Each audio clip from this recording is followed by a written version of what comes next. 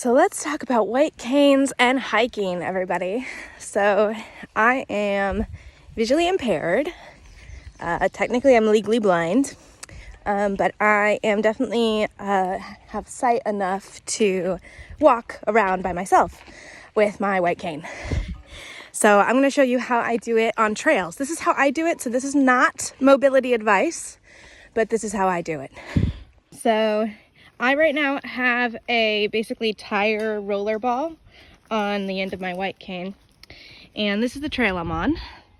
So if you guys can see the trail ahead of me, and if you can't see it, it is ahead of me. And what I do, I have low depth perception. So see, look, I'm going into a tree right here. I have low depth perception, so I can't tell how close things are to me. But I can like see those things. I can't tell how close they are to me. So I just started using this on trails, and I must say this has been a big help. So oftentimes I like to go like just straight with it, just straight in front of me, and then if I hit something I can inspect it, is what I do. So look, we're going around a turn here, and there's like stuff, see? And I just find my way through the stuff, and now I know where I'm gonna put my feet based on where my dear little tire goes. Now this is a tire roll. I wouldn't use I have a rollerball tip and I have a marshmallow tip, but honestly the tire definitely is better for trails. And I just go slowly because it's better to go slowly and trip slowly than trip quickly because momentum.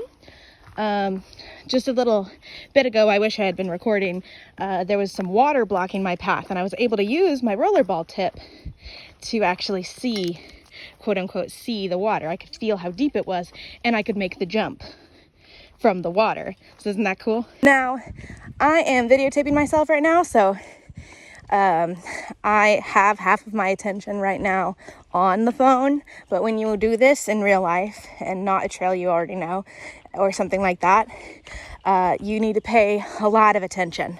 If you're legally blind or visually impaired and you started using a white cane for the first time like me, which honestly has been a huge change in my life and has made me incredibly more mobile than I used to be,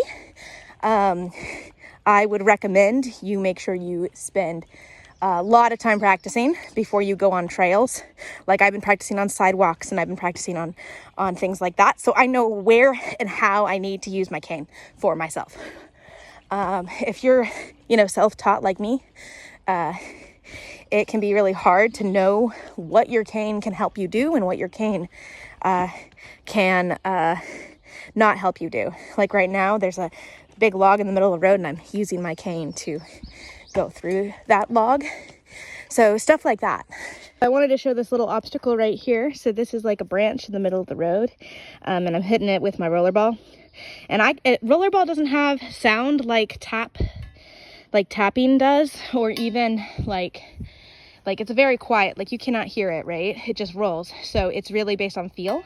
So I can tell that there's a start of a branch here, and what I can do, I can check and see like if there's anything on the other side.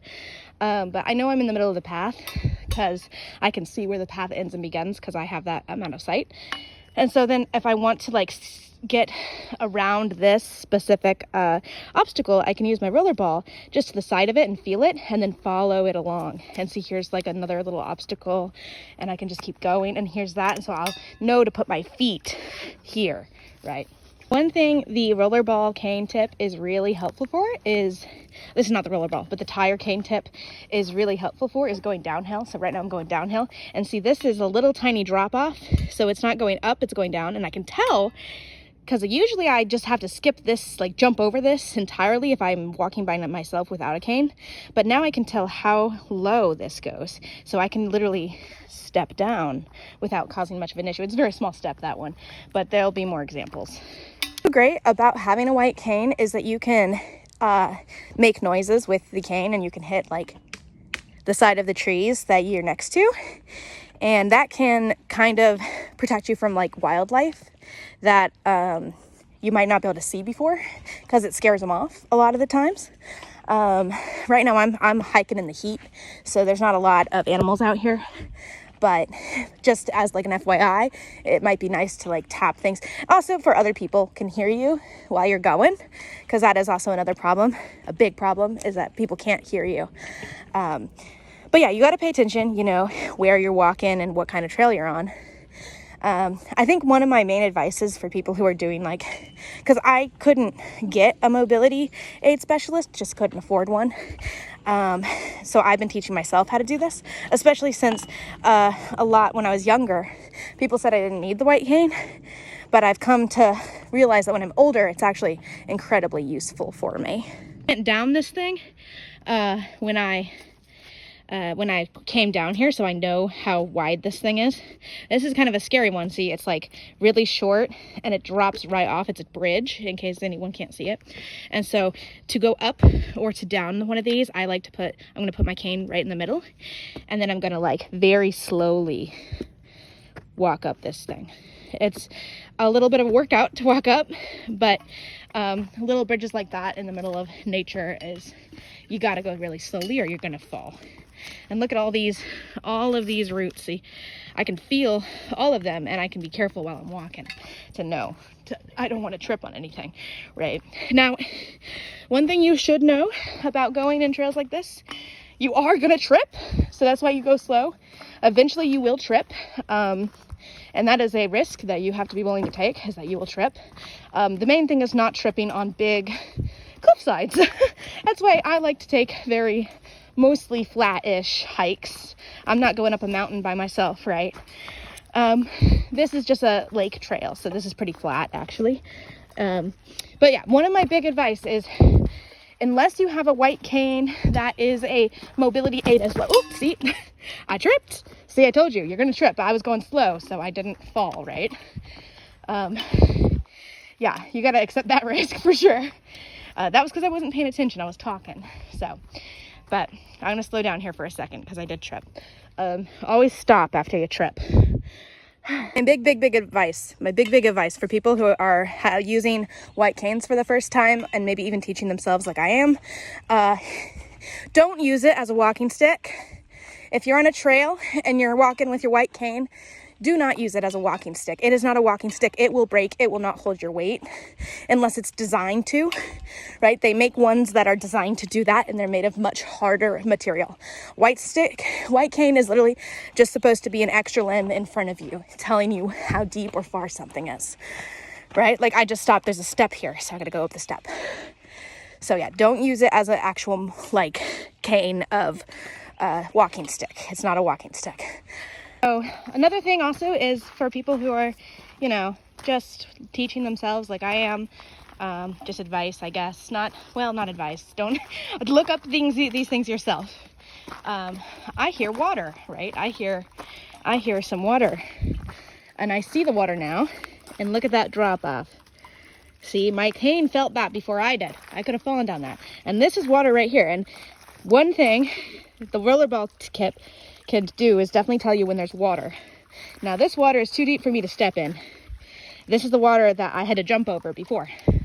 So this time I'm not going to jump over it because I did get a little wet last time. So what I'm going to do is I'm going to go over here. I'm going to go over here to the more shorter area, the more safe area. It's a little deeper. And I'm just going to slowly put my toes in. No, probably not a good idea. I might have to jump it. Let's see. How deep is this? Okay, hold on to my phone. Oh, no, wait. I see a transfer over here. So I'm going to carefully walk up. This is kind of scary, right? Again, don't use your cane as a mobility thing. It's very easy to like want to lean on your cane here. I'm just using it to track the water. And look, very much shorter. You can feel the cane come out of the water here, right? So I can just whoop. And look at that, I'm on the other side, and I didn't have to do a jump like I did last time. So learning to rely on your cane and feeling where the water ends and if it don't end, don't try to jump it. Because, see, I can tell there's a drop off there, look. But don't try to jump it because you will splash into some lake or something, you know. But I just jumped over a little small creek. That wasn't really a jump, it was more of a step. You always want an option for a step rather than a jump when you can't see. So final notes, it's really hot. If you see there's a lake behind me, that's what I walked through. Notes if you want to do this. Things you need to be able to do. You need to be able to tell the difference with your eyeballs between the trail and the not trail.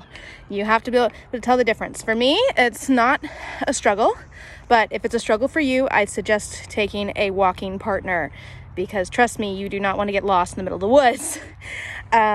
Next thing, you want to make sure you wear very sturdy hiking shoes, the kind that come up to your ankle, even if you're going on soft trails.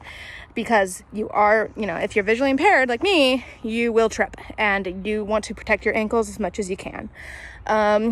If you have the Omniverse cane tip, which I am jealous of you, if you have that, use it. I think it would work just as well as the tire. I love the tire right now. It's my new cane tip, and it worked really well on this trail. So, another note, make sure that you go on trails that you have been on before with other people. This trail I've walked several times with other people before I tried it on my own. Make sure you tell someone where you're going. Normal hiking safety for normal people, right? But yeah, if you are interested in making a hiking trip with your white cane, if you're a new cane user, or if you've been using a cane for a really long time, or if you're visually impaired like me, or even have a walking partner you go with, or a guide dog, then getting outdoors is great. It's fun. And yeah, blind people outside, yeah.